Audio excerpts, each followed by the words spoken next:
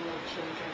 I think this is especially relevant at this time at Christmas, when our children are with us a lot more, as well as out in public a lot more. So we do feel more open to those judgments and criticisms that may follow us around having strong-willed children.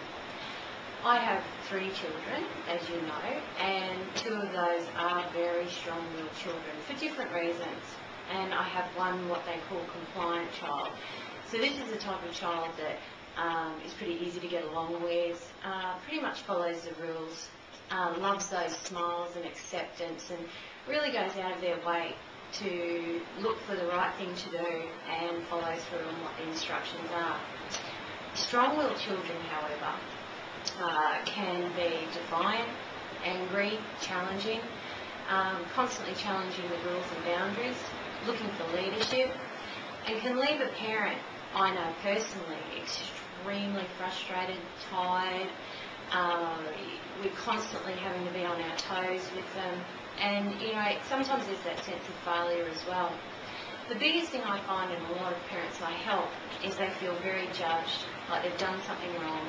Why is their child so naughty? And a lot of people really, and most of them are well-meaning, saying, they're just naughty, you just need to do this and you just need to do that.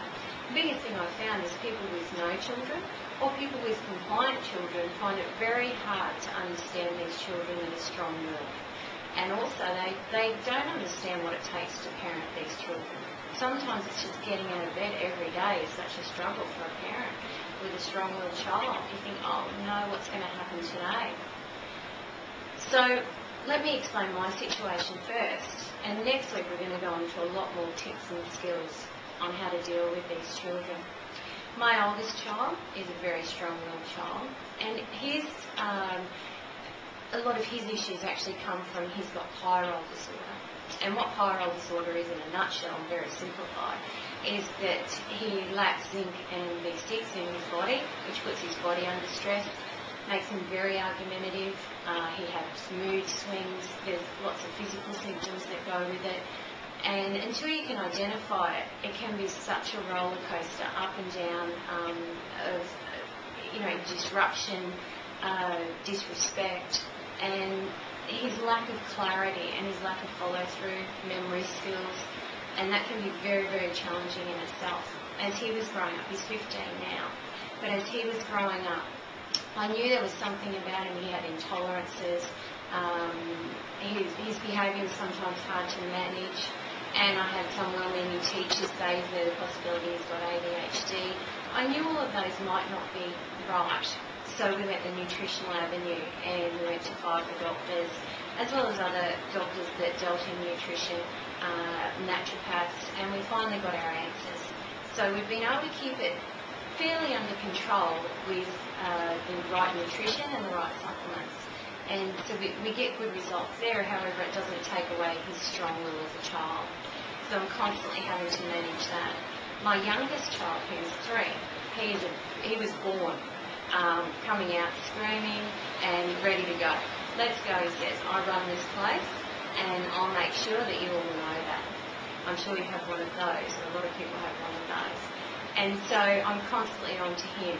He remembers everything. Very, very tricky. Pushes the boundaries. Feels very safe in his world. And safe enough that it's okay. Everything will be okay. I just need to do this right now.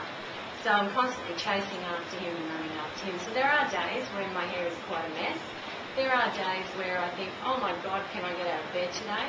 My husband works away. So, there's days I'm very overwhelmed and very tired. However, there is never a day that I give up. There is never a day that I don't keep looking for answers and help. And that's one of the biggest things when you have strong-willed children. Ask for help in the right places. Get some time out. Get some assistance. Get a good ear that's just going to listen while you explain how exhausted you are. Dr. James Dodson is one of the leaders, I believe, in working with strong-willed children. And he explains it like this, and I love this analogy. If you go shopping sometimes, you'll find that your shopping trolley is one of those great shopping trolleys that you easily push up and down every aisle. And as you're pushing it, you find that it just goes in the direction it needs to go, and you can leisurely walk up and down and fill your trolley. A strong-willed child, however, can be related to that trolley that you get occasionally where the wheels are going everywhere and it's so hard to push, and the more you put in there, it seems to want to go in its own direction. And there's nothing you can do about that. When it's got crooked wheels, it's got crooked wheels. And that, I find that extremely helpful when looking at a strong-willed child. The other thing with a strong-willed child is they really want things and they want them now. And that may look like, as I said, some people who have compliant children or have no children at all, that, why is your child misbehaving? Why do you have a child like that? Do something about it. And that can be very frustrating, very embarrassing. And the more frustrated and embarrassed you get, the more the child will push. So it's really about setting those strong boundaries to begin with if you can. It's really about following through and showing them the leadership. They feel a lot safer with leadership around them. They don't want to see your frustration or tears. They find it hard to link that compassion and empathy.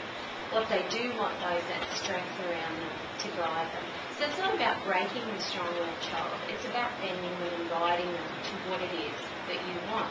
You also have to find what leverage you have with them, because their world is so big, their world is so filled with so many amazing things that they just want. More than, they want you to be there, but yet there's so many other things that interest them rather than just your appreciation and acceptance and acknowledgement. So what you need to do is find out, okay, what is their favourite thing? What is their favourite thing? Okay, I can leverage that with them. And that can be the reward, or that can be the discipline as well, which is taken off them. So find something that's really meaningful for them. Consistent